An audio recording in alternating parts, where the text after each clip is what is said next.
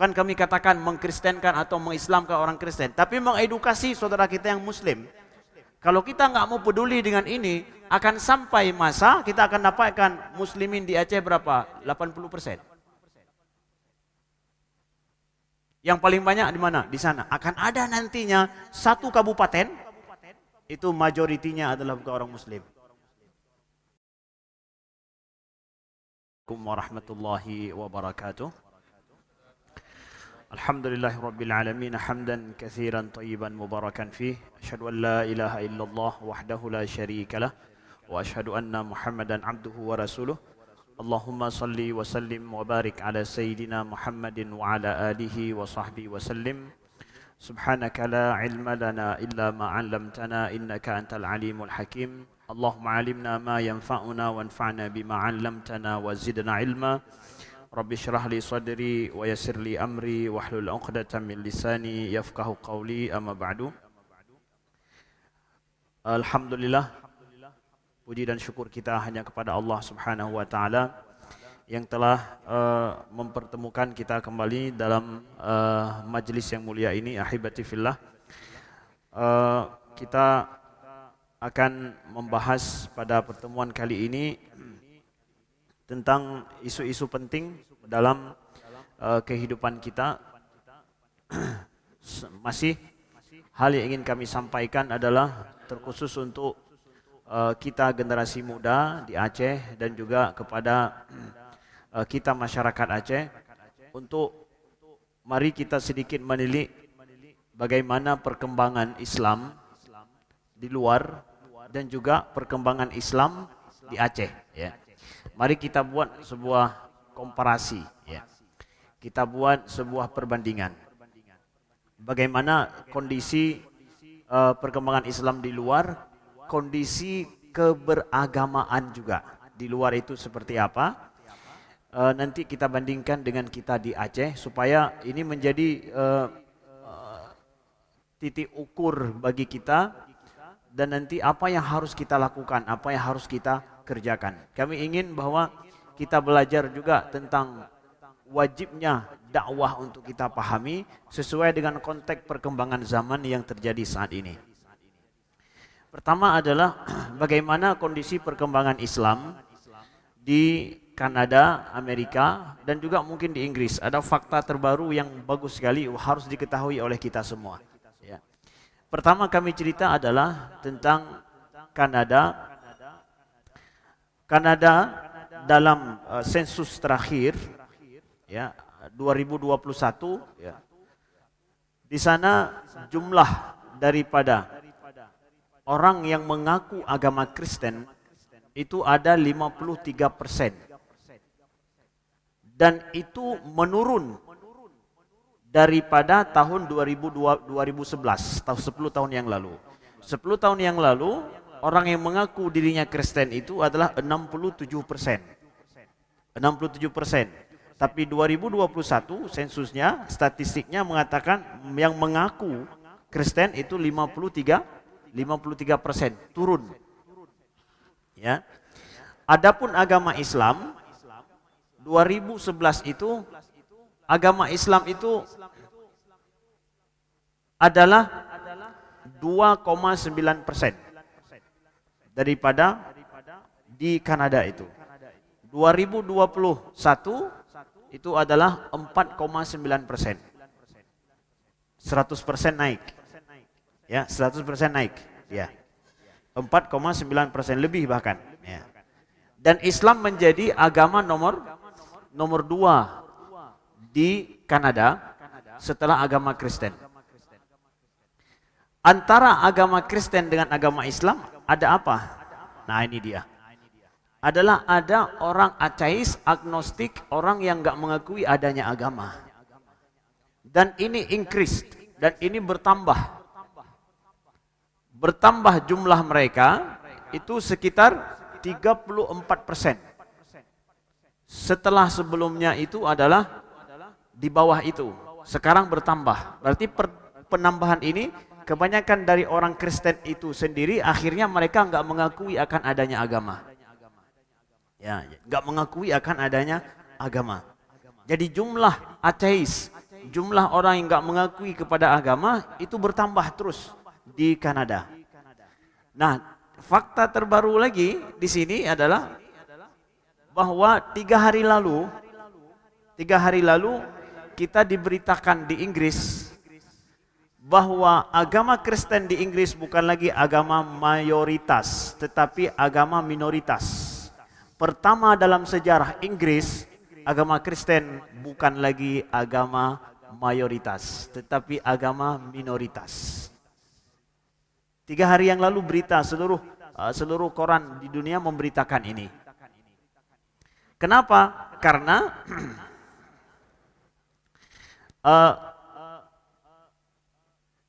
jumlah daripada National Statistic Inggris dan Wales, England dan Wales, ya, dua tempat ini, ya, menunjukkan bahwa 46% daripada populasi di England dan Wales itu yang mengakui diri mereka sebagai orang Kristen. 46%, berarti di bawah 50%. Jadi selama bukan 50% lagi, sudah berarti bukan lagi mayoritas. Yang kalau mau lihat 50-50 itu masih seimbang. Di bawah daripada itu, maka diberitakan Kristen bukan lagi agama mayoritas di Inggris. Nah, sedangkan kita lihat persentase daripada orang yang tidak mengakui adanya agama di Inggris bertambah. Jumlah mereka 37%. Itu mendekati sekali dengan angka di Kanada. Jadi jumlah orang yang nggak mengakui adanya agama ataupun ateis atau agnostik dan yang lain macam-macam, pokoknya mereka nggak berafiliasi kepada agama apapun, yang dulunya mungkin Kristen, kemudian nggak berafiliasi lagi, itu ada 37%. Dan tadi kita dapatkan di Kanada juga seperti itu. Trennya di Kanada semakin menurun, jadi semakin menurun, 56%. Mungkin 10 tahun lagi sudah di bawah juga, jadi 40, jumlah Kristen itu sudah 40 sekian. Ini kita harus paham, trennya menurun terus. Yang bertambah adalah orang yang enggak mengakui akan adanya agama. Jadi pemuda-pemuda Islam harus paham, jadi masalah dakwah ke depan ini, masalah dakwah kita akan berhadapan dengan orang yang enggak percaya pada Tuhan, enggak percaya pada agama, enggak ada arti agama dalam hidup mereka. Dumpu agama aja, hana perleh kamu. Nyoki bantap gahabang urungnya. Kita akan berhadapan dengan mereka. Sedangkan agama Kristen, maaf cakap, ya, melalui tasdik ini itrong gerawa ya ju, gadah gerawa becut-becut. Ya. Kita akan berhadapan dengan mereka yang enggak percaya kepada agama, enggak percaya kepada Tuhan. Nyong ngempe temannya. Gimana cara dah fikir? Nih, yang menjadi beban dakwah kita ke depan. Kita harus paham. Inggris pertama dalam sejarah 3 hari lalu terkuak misteri besar ini. Bukan lagi mayoritas, bukan. Aceh kiban di akhir kita ngomong nanti. Ya, bentuk pegah apa gede uluan nangro ya Aceh kiban nungku. Anan pegah irona. Ya. Tak kamu tak pegah di Aceh. Ya. Pasti Aceh bangsa terlebih atuh hurung do nyanya sampai ada pegah ile. Ya. Kemudian ada beberapa fakta di Kanada kita dapatkan. Ini juga fakta ilmiah survei di sana menyebutkan bahwa jumlah daripada orang yang tidak berafiliasi kepada agama semakin hari semakin naik, semakin meningkat. Sedangkan jumlah daripada orang Islam semakin hari semakin meningkat. Tapi meningkatnya ini kebanyakannya adalah orang imigran. Jadi ini sampai sekarang mendekati 5%. 10 tahun yang akan datang sesuai dengan trennya akan sampai mungkin 7-8% dan 20 tahun yang akan datang sampai kepada 10%. Kebanyakan imigran itu adalah datang, orang muslim adalah orang imigran. Dan orang imigran di sana juga mereka memiliki anak. Lena urungnya ini. Dan kita harapkan mereka akan menjadi muslim-muslim yang baik di sana yang menyebarkan dakwah. Nah, kemudian agama lain di sana selain daripada agama Islam, ada agama apa lagi yang lain di sana? Ada di sana lagi adalah agama Hindu ada 2,3%, agama Sikh itu ada 2%, Buddha ada 1%, Yahudi 0,9%, dan agama lain itu 0,2%. Jadi Islam nomor 2 dan trennya meningkat. Siap-siap kita orang-orang Muslim di sini untuk mampu berdakwah membawa Islam sampai keluar. Mereka membutuhkan, Islam sedang berkembang. Islam harus mampu menjawab tantangan terhadap orang-orang yang enggak percaya akan agama. Siapa yang akan membawakan ini? Kita orang Muslim. Katanya orang Indonesia adalah orang yang paling besar populasi Muslim di dunia. Maka seyogyanya seharusnya dai-dai dari Indonesia itu paling banyak seluruh dunia. Kenapa? Populasi Muslim paling banyak. Kita mau pergi ke mana? Ke Amerika banyak dai dari Indonesia. Pergi ke Inggris banyak dai dari Indonesia. Pergi ke mana? Ke Eropa kita akan dapatkan banyak dai dari Indonesia. Kok banyak dai dari Indonesia? Karena mereka paling banyak Muslim. Di Australia paling banyak juga. Semestinya begitu. Tingkat pendidikan Islam kita di sini harus mampu loh. Harus mampu menjawab tantangan bukan cuma di Aceh tapi juga di tingkat global. Itu anak-anak kita ke depan kalau ingin kita punya andil besar, peran besar, harus kita persiapkan ke arah sana. Jadi agama Islam yang kita belajar di sini bukan untuk lokali. Nyan cuma untuk sep urang gampong mentang, urang Aceh mentang mufum, urang luar Aceh hang mufum Islam di Aceh kibat. Mana? Ya. Tingkat suruh ngomong khutbah dalam bahasa Indonesia atau bahasa lain juga kita tidak bisa, enggak bisa. Muslim, anak generasi muda kita ke depan, itu harus kita persiapkan mereka mampu untuk mengembankan Islam keluar. Ya. Apalagi mampu juga berbahasa Arab atau dengan bahasa Inggris yang merupakan 2 bahasa yang paling penting di dalam dakwah hari ini. Nah. Kemudian ada fakta di Kanada lagi yang perlu kami sampaikan adalah orang-orang Kanada dalam survei yang dibuat oleh Pew Center pada tahun 2018, kebanyakan mereka itu tidak mengakui agama itu penting dalam kehidupan mereka. Itu ada sampai 64% ya, orang-orang yang beragama di sana di kalangan anak muda itu mengatakan bahwa apa pentingnya agama dalam hidup kami. Mereka enggak merasa penting agama dalam hidup mereka. Kok bisa kejadian seperti ini? Karena menurut hemat kami, wallahu alam benar atau tidak, ini boleh jadi opini yang salah. Karena sistem kehidupan di sana telah mampu dibuat baik oleh negara. Mereka untuk mendapatkan kehidupan yang baik, uang yang banyak, rumah yang bagus, kemudian kehidupan materi mereka itu sudah tersedia dengan baik. Tanpa ada membacakan bismillah sekalipun enggak ada, itu semua sudah oke bagi mereka. Sudah happy dengan kondisi seperti itu. Jadi tanpa harus menengadahkan tangan kepada Tuhan, mereka mendapatkan apa yang mereka mau. Satu. Yang kedua, ya, ketika negara tidak mengajarkan tentang Tuhan, tentang agama, tentang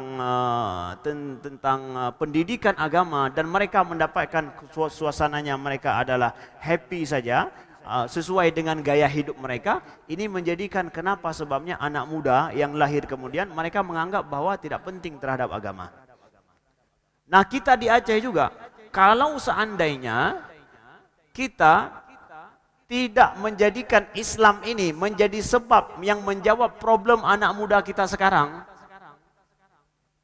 masjid tidak menjawab problem anak muda, hanya hubungan masjid dengan anak muda akan meninggalkan masjid.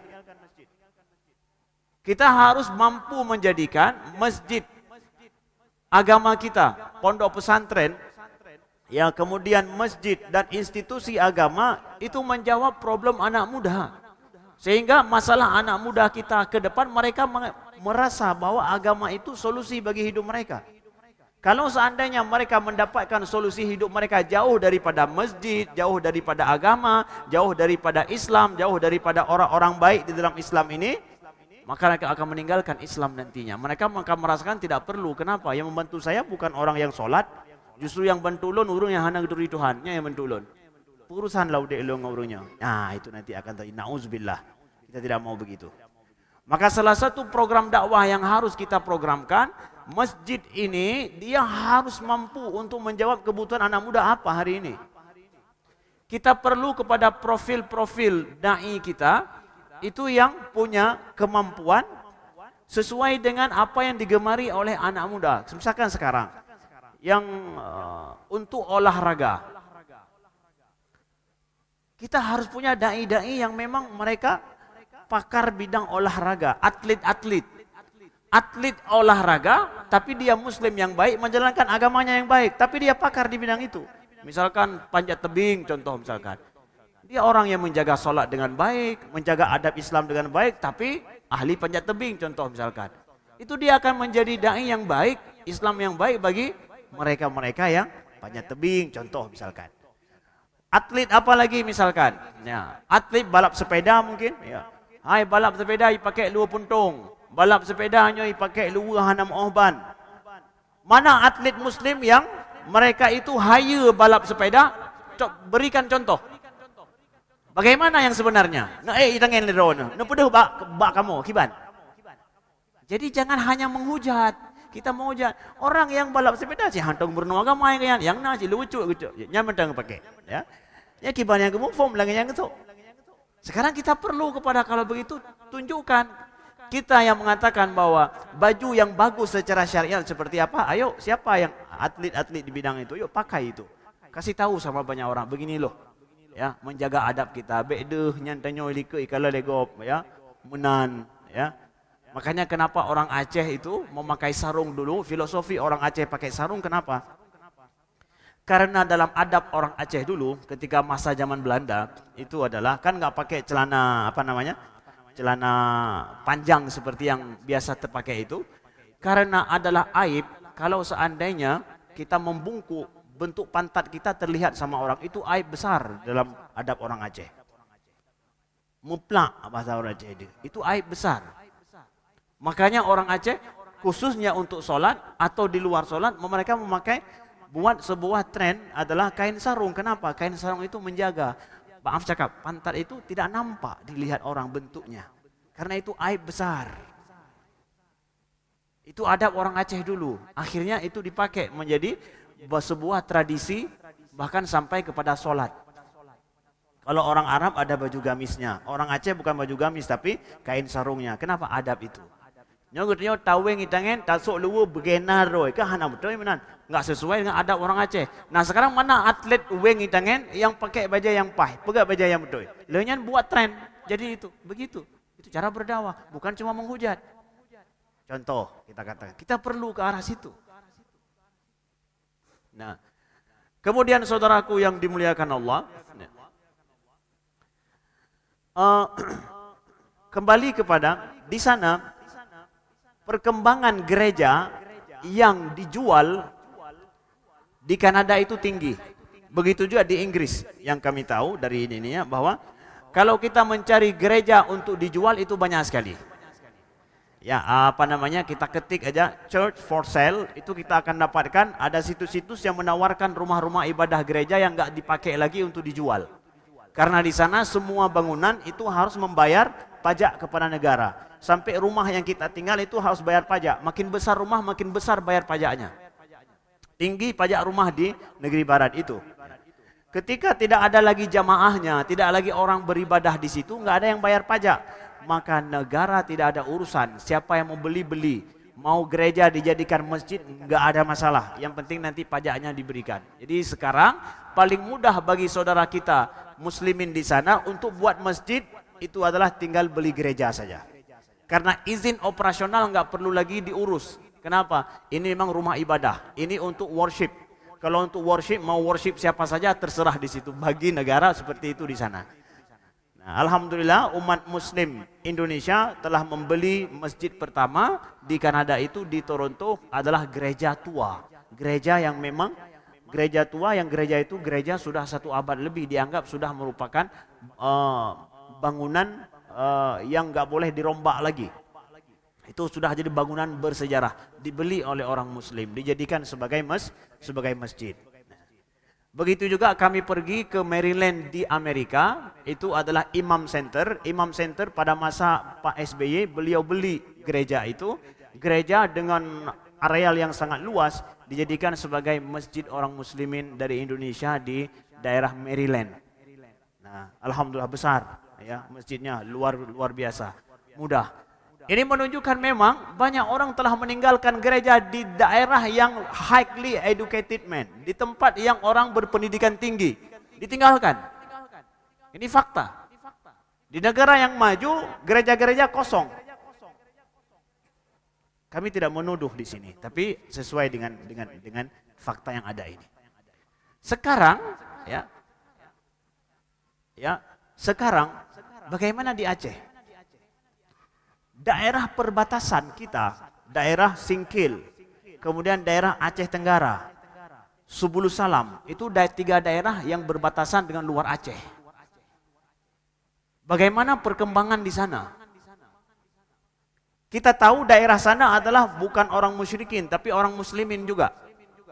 Mereka orang muslimin. Bahkan Syekh Abdul Rauf As-Singkili, ulama besar Aceh, itu dari Singkil. Menunjukkan bahwa peradaban Islam dulu itu di sana, berarti di sana orang muslimin. Kita dapatkan fakta, laporan daripada FDP, Forum Dai Perbatasan. Mereka lah yang hari ini mengirimkan dai ke sana dan membaca bagaimana kondisi di sana. Menurut mereka jumlah gereja bertambah terus. Banyak kecil-kecil non-muslim sudah. Di sana ada kampung yang 20% orang muslim, selebihnya orang non-muslim. Ada kampung yang 60% orang muslimin, orang non-muslim, 40% orang muslim. Ketika pilih kecil yang menang orang non-muslim. Ada perlombaan untuk kecil dari non-muslim. Kenapa? Perlombaan kuat di sana menurut laporan daripada orang FDP. Dai FDP, ada beberapa orang dai ditempatkan di daerah yang muslimin minoritas. Yang muslimin di sana mereka enggak tahu bahkan tentang Islam. Surau ada tapi enggak ada yang pergi ke surau. Kenapa? Enggak ada yang tahu baca Quran, enggak ada yang tahu tentang Islam. Kalau makan babi sama-sama dengan saudara-saudaranya yang lain. Dengan non-muslim, tidak tahu halal haram. Yang mereka tahu karena ayah mereka adalah orang muslim dulu. Nah, satu menurut orang FDP, kawan-kawan dari FDP, satu dai FDP ditaruh dari forum dakwah perbatasan itu. Satu ditaruh dai, ada 3 misionaris lain datang ke situ. Misionaris kuat. Ada upaya kristenisasi di sana yang kuat. Kami katakan kristenisasi adalah karena di sana orang muslim ingin dikristenkan, itu tidak boleh. Karena mereka sudah punya agama. Sekolah-sekolah di sana adalah sekolah non-muslim. Akhirnya anak-anak muslim pergi sekolah ke tempat itu. Ada kebun-kebun yang membuka kebun-kebun areal sawit yang besar, itu non-muslim. Ya. Kemudian ada upaya daripada rentenir juga. Ini menurut laporan daripada kawan-kawan FDP. Rentenir di sana masuk dari luar Aceh dengan membawa bunga yang pinjaman dengan yang mudah, dengan bunga yang banyak. Ketika nggak sanggup untuk mereka bayar, mereka harus membayar dengan tanah. Mereka misalkan tanam jagung, diberikan biaya tanam jagung. Menurut laporan kawan-kawan, itu adalah tanam jagung. Berhasil tanam jagung? Tidak berhasil sekali. Oke lah. Dikasih modal lagi, nggak berhasil juga, enggak. Maka datanglah rentenir dari luar itu, isipat tanah hurunya, paduk areal pula jagung rona.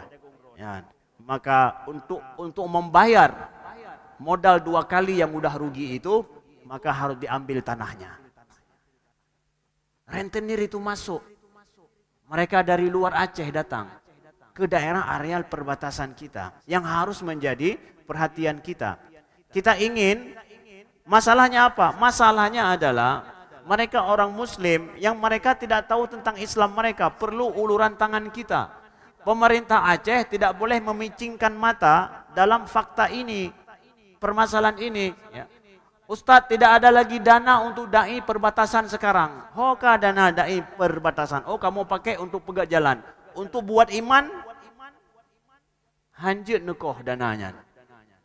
Ya. Kalau seandainya pemerintah nggak mampu untuk mengirimkan dai ke sana, maka sekarang harus kita upayakan siapa? Adalah masyarakat kita sendiri. Ya.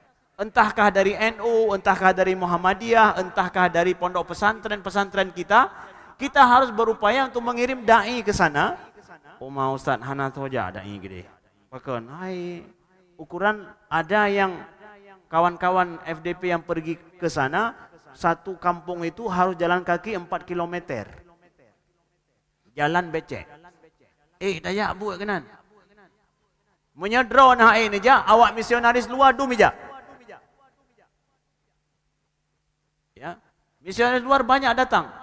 Oh, pergi yang harus pergi ke sana siapa Ustaz? Orang-orang yang sudah berpendidikan tinggi enggak, yang bisa baca Quran, nutup salat, udah pergi ke sana. Ajarkan anak-anak. Tantangannya apa? Kami nggak sanggup tinggal lama di sana. Nggak masalah. Sekarang misalkan contoh, pondok pesantren kita. Lulusan pondok pesantren kita, anak-anak kita.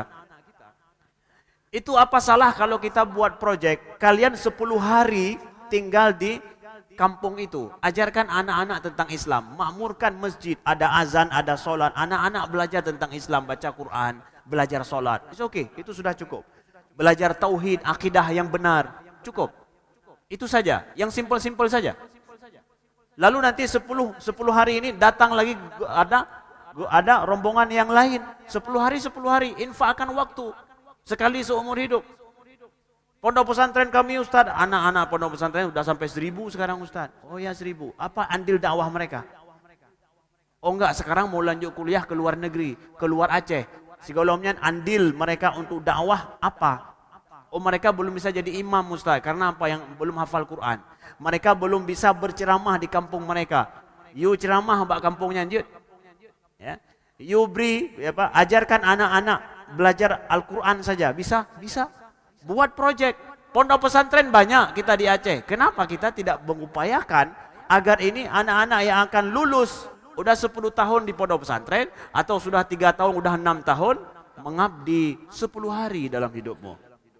Bergelombang terus begitu. Ya. Bergelombang terus. Lalu untuk biaya mereka pergi ke sana kita support bersama-sama. Ada Masjid Oman, ada Masjid Raya Banda Aceh, ada masjid-masjid besar. Ya, kita support bersama. Kita umumkan kepada para jamaah, kita akan mengirim anak-anak, ada berapa? 50 orang anak kepada satu kecamatan di sana. Gelombang ini. Perlu dana berapa? Untuk ongkos mereka pergi saja. Untuk ongkos mereka tinggal, makan, beli Indomie, beli bu, menan, paduk perle. Sidra urang yang perle dah pegang untuk 10 huro, yang 1 juta betul habis. Ada sidro, andai kata pribadi saya mengatakan saya tanggung 10 anak. Siap. Banyak kok, orang murah ini mudah, banyak kita di Aceh ini. Jadi masjid-masjid kemudian apa? Yang menggalang. Kalau pemerintah nggak sanggup lagi. Ustadz, sekarang sudah tidak ada lagi dana otsus, sudah selesai. Jadi sudah selesai dana otsus, nggak ada dai lagi. Hanya kita bergantung kepada dana untuk menjadi dai. Kita akan dapatkan nanti suatu saat, kalau kita nggak peduli daerah Singkil, daerah Subulus Salam, edukasi kami katakan, mengedukasi saudara kita yang muslim. Bukan kami katakan mengkristenkan atau mengislamkan orang Kristen, tapi mengedukasi saudara kita yang muslim. Kalau kita nggak mau peduli dengan ini, akan sampai masa kita akan dapatkan muslimin di Aceh berapa? 80%. Yang paling banyak di mana? Di sana. Akan ada nantinya satu kabupaten, itu majoritinya adalah bukan orang muslim. Kalau kita nggak mau peduli, saudaraku yang dimuliakan Allah.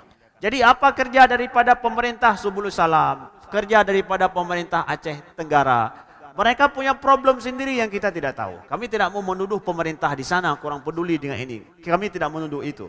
Kami hanya ingin mengatakan bahwa ini kita masyarakat Aceh secara umum, kita wajib peduli dengan kondisi Islam kita di negeri Aceh, khususnya di daerah perbatasan itu. Ada masalah di sana. Di kota Banda Aceh ada problem dakwahnya, ada. Di sana juga ada, beda-beda problemnya. Kita harus saling memikirkan yang di sana. Ini maaf cakap juga, ada dari kawan-kawan FDP juga, dari forum dakwah perbatasan, yang mereka alhamdulillah sudah mulai Dikenal di sana, dikenal dalam artian bahwa ite kana urang walaupun tiro dua tagai urang. Dengan dana yang terbatas sekali, ya, dengan dai yang sangat terbatas juga. Tapi mereka sudah merasakan. Justru di sana tantangannya mereka dapatkan daripada kelompok dakwah yang memusuhi mereka. Ya, yang memusuhi mereka. Orang Islam kero, oh yang kan awak ahlu sunnah wal jamaah ya, beliau. Ya, ban.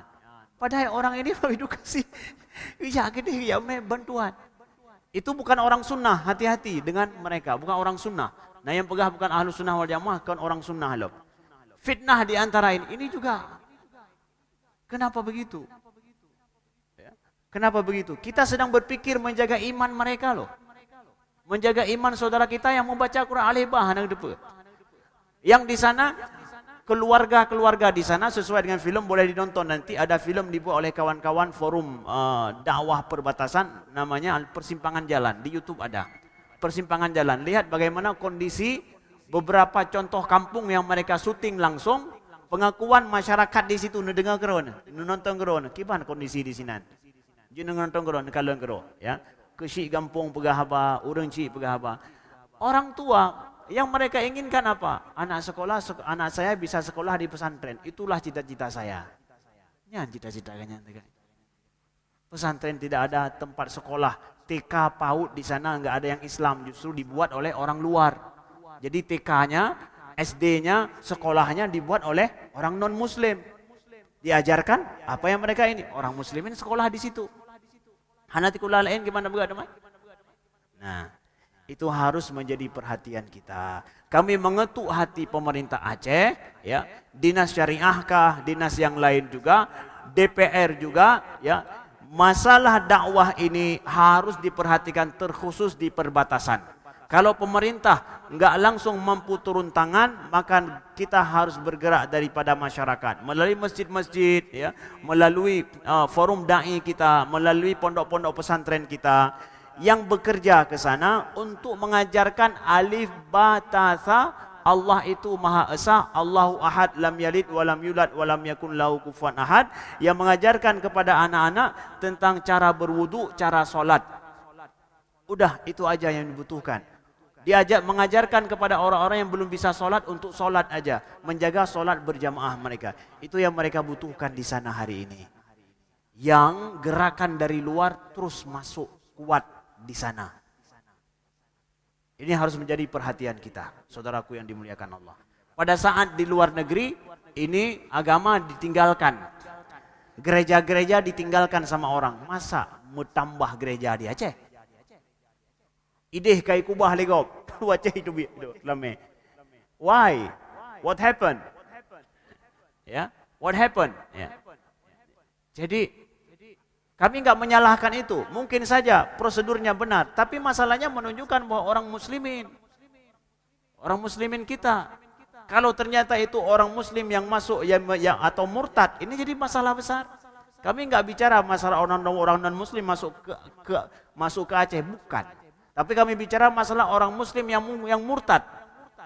Entah karena murtad sendiri karena kemauannya sendiri, atau ada upaya luar untuk memurtadkan mereka masuk dalam agama lain. Ini yang menjadi fokus masalah kami sampaikan. Jangan ada tuduhan macam-macam nanti. Bukan.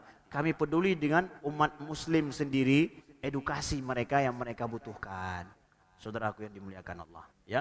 Ini kewajiban kita bersama untuk kita menjaga Islam di Aceh ini, terkhusus daerah perbatasan dan juga di sini. Di akhir daripada ini adalah poin ingin kami sampaikan. Setelah sedikit kita membuat perbandingan ini, kita harus paham, saudaraku, nasihat daripada kami semua, kewajiban berdakwah itu kewajiban kita semua. Dalam permasalahan beda pendapat kita, yang kita sama-sama sepakat itu lebih banyak daripada yang kita beda pendapat. Kalau kita bicara tentang masalah saudara kita di daerah perbatasan, mereka bukan kami harus masuk ke mana, masuk ke afiliasi ini, bukan. Mereka ingin kenal siapa Tuhan mereka, kenal Islam yang simple sekali. Itu yang mereka butuhkan. Maka janganlah kita ada upaya daripada ini orang sebelah sini udah masuk, enggak boleh. Jangan. Masalah dakwah itu masalah yang kita harus sepakat semuanya. Dan itu menjadi tanggung jawab kita bersama. Ilon tengku hana don masalah dakwah. Pengna irona support orang dakwah dengan uang yang kita miliki. Berapa? Rp1.000. Holon me. Ada tempat yang mau mengambil itu. Sekarang ada mualaf juga. Masalah yang dihadapi oleh orang-orang FDP, kawan-kawan FDP adalah mereka yang baru masuk Islam, dari sana juga ada yang masuk Islam. Yang masuk Islam juga ada, ya. Sekarang mau belajar tentang Islam, ho gume urungnya. Payah gume kena Banda Aceh. Masukkan ke pondok pesantren. Mereka selama 3 tahun misalkan anak mereka belajar di sini, tahu Islam, mereka balik kampung. Itu juga perlu kepada dana. Kita perlu untuk mensupport anak-anak dari perbatasan itu yang mereka nanti akan pulang kampung, yang akan tinggal dengan orang tua mereka. Ini lahan dakwah. Saya nggak sanggup pergi, support mereka walau dengan Rp1.000 yang kita berikan. Tanggung jawab kita bersama, saudaraku yang dimuliakan Allah. Di Aceh ini, di daerah perbatasan sekali lagi. Kami sampaikan ini supaya berimbang.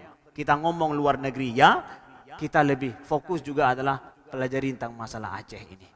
Ya, kami mohon pondok-pondok pesantren, tempat-tempat pendidikan, buat program projek dakwah untuk anak-anak kita yang ke-6 tahun di belajar di sini. 6 tahun mereka belajar, bertungkus lumus, pontang panting, menghafai Quran, nyojedum, kahafid tengku. Baru lompatih kahafid, penuh sikre ayat ke anami di. 1 ayat engkau ajarkan untuk anak-anak yang enggak bisa baca Al-Quran di mana? Di daerah perbatasan. Baru lompatih kata hafiz. Dia benar, mesti begitu. Buat projek itu. Kami harapkan ini kepada pondok-pondok pesantren, guru-guru kita untuk membuat projek demikian supaya tanggung jawab kita ada. Ya. Di Amerika ada, saya baru dengar saja, mudah-mudahan sampai ke tempat itu di daerah Utah, orang Kristen Mormon. Orang Kristen Mormon ini mereka berhasil membuat sebuah kota mereka sendiri yang dalam kota itu Kristen Mormon ini gereja-gereja di sana membangun institusi pendidikan untuk masyarakat Mormon, lalu nanti yang lulus daripada universitas, lulus daripada kuliah dan sekolah, itu wajib pergi ke seluruh dunia, ambil projek untuk mendakwahkan Kristen Mormon. Dibiayai oleh city mereka, oleh kota mereka. Mahan hana dianggap luluh.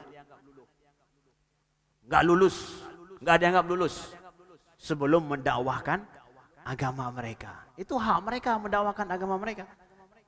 Itu berhasil dibuat sama mereka. Kenapa kita tidak ambil tanggung jawab? Pondok-pondok pesantren, dayah-dayah gedanya, ya, yang bergerak di bidang Islam juga ambil contoh yang sama untuk mendakwakan Islam. Ke luar negeri bukan, ke luar daerah bukan, daerah Aceh juga, di daerah yang di sana. Ya. Ini adalah keprihatinan kami, keprihatinan kita bersama untuk mari kita sama-sama untuk memikul beban dakwah ini sesuai dengan kemampuan dan sesuai dengan kapasitas kita masing-masing terhadap umat ini, saudaraku yang dimuliakan Allah.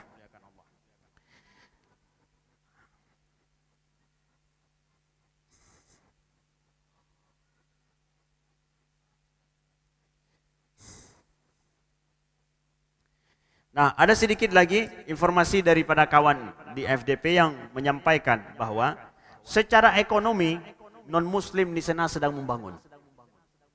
Baik daripada sawit ataupun market-market, supermarket atau daerah-daerah vital. Itu dikuasai, ada di tangan orang non-muslim. Artinya apa? Bukan salah mereka. Artinya bahwa ketika orang muslim tidak berkarya di sana, ya orang non-muslim yang berkarya di sana. Orang muslim yang memegang pundi-pundi ini. Kita harus care terhadap ini. Ya. Ini adalah fakta yang langsung mereka dapatkan di lapangan. Untuk supaya jelas apa yang terjadi di sana bagi kita, harus kita ketahui. Kalau ekonomi, pundi-pundi ekonomi tempat belanja kau runyan, bak tabuh menyek kata urunyan kanyo je, sudah. Politik juga nanti mungkin ada ininya, dah sampai ke situ. Apalagi kecil-kecil sekarang, pemilihan kecil, ya. Itu menurut saudara-saudara kita di Subulus Salam pernah kami kunjungi, nyamanan. Ada betul-betul kompetisi. Ya, saudaraku yang dimuliakan Allah. Insyaallah taala menjadi perhatian kita semua Allah jaga Islam ini, Allah jaga umat-umat Islam, dan Allah jadikan kita termasuk orang-orang yang mampu untuk sedikit memikul beban dakwah Islam di Aceh ataupun di luar Aceh. Amin ya rabbal alamin. Sekian, terima kasih. Mohon maaf atas segala kekurangan. Aku qauli hadza wa astaghfirullah li wa lakum. Wassalamualaikum warahmatullahi wabarakatuh.